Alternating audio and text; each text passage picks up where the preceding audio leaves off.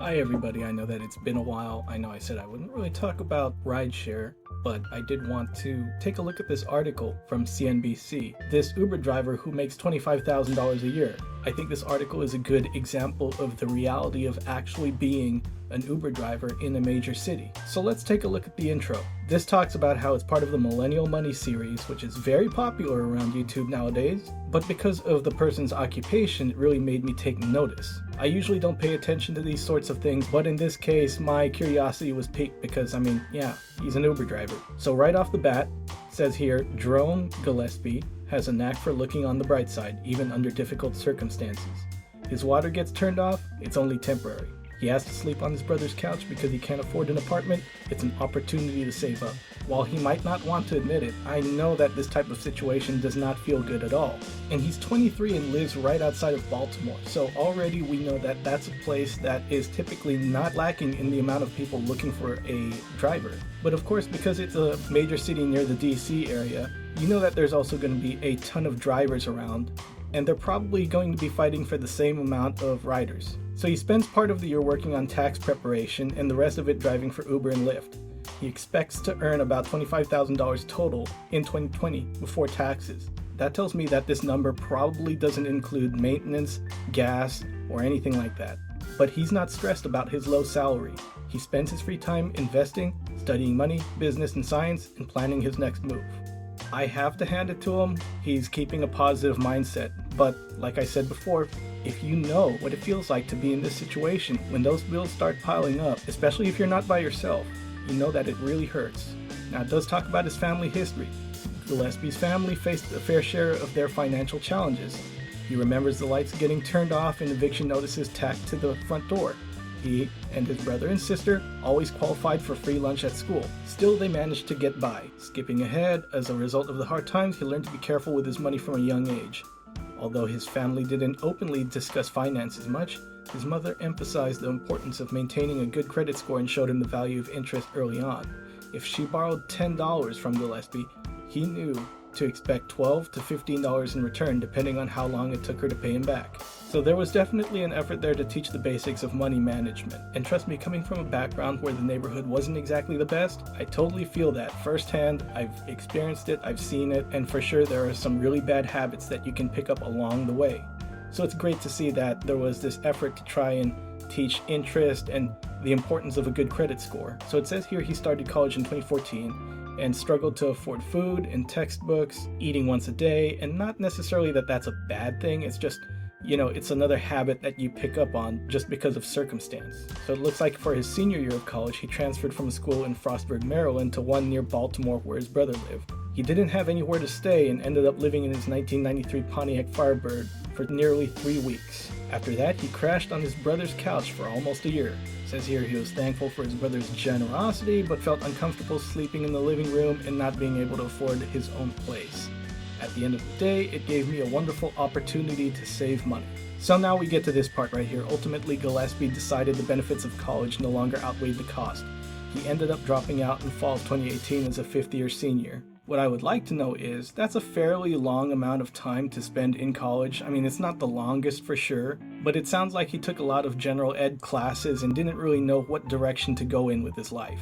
This is usually where I say that doing a stint in the military might ultimately be good for you, because while you're out there trying to figure yourself out as a younger person, you're going to have your housing, medical, dental needs taken care of, as long as, you're not in the MOS that's totally going to break your back. Unless you actually want to go and participate in combat, that's totally up to you. I started out in the infantry, so there's that. And here it is. He never expected to go to college at all, so he spent his first few years hopping from subject to subject without a plan. When I was in 8th grade, I was diagnosed with a heart condition that was potentially deadly. The doctor said if you exercise real hard, you could die at any moment. He continued to play sports and live life the way that he really wanted to, and you know what? Good for him. Now he talks about how he tried to narrow down what exactly he wanted to study, but his debt just kept growing and growing. He had multiple interests, but no clear career path in mind.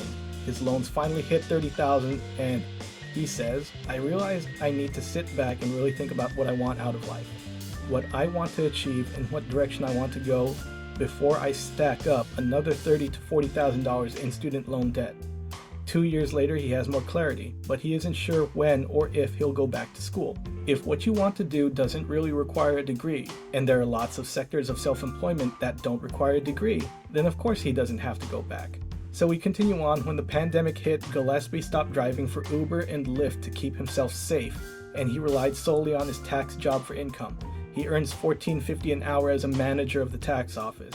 Now that's great if you live in Baltimore, but then if you live in a place like LA or San Francisco, $14.50 is not going to get you that far.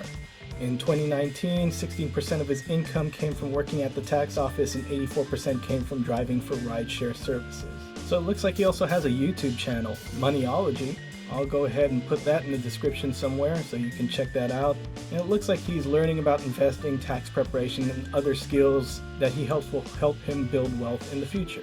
I'm definitely not knocking the hustle because it does take quite a while to create even one of these videos. Looks like he took out an EIDL loan for $20K, and right here is the big point.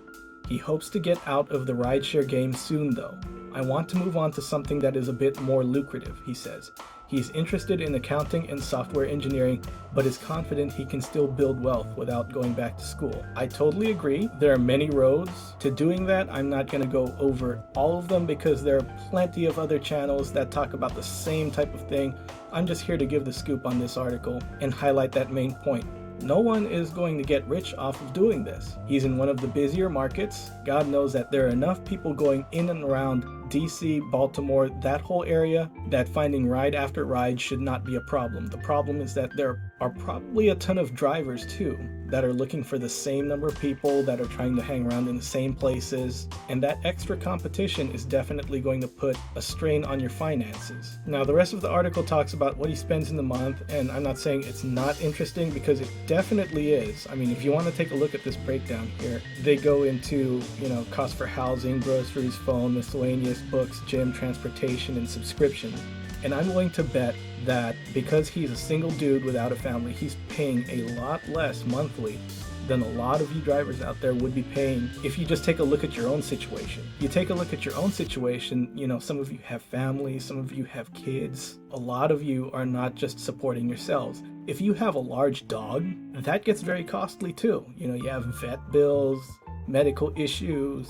I'm not even going to get into food. The strain and the struggle is there. Now at the end of the article it says that he hopes to earn 6 figures one day. He's content with the amount he makes now. I have everything I could want right now, he says. I'm not here to question the validity of that statement. He might be happy. He might be totally happy. And if he is, great. That's one of the best things that you can have out of life. Just be in a happy spot. You don't really worry about too much. I mean, that's everyone's goal, right? You wake up and every day is a good day. But I also grew up in the not so good area of my city. But what he said reminded me of a coping mechanism that a lot of my friends from that area have said to me over the years. God is good. I have everything I could ever need, but I know that they're struggling. I know that they're not happy with their financial situation or where they're living, or their only car breaks down and they need to find a way to get to work, and work is like 12 miles away because this is a horse town.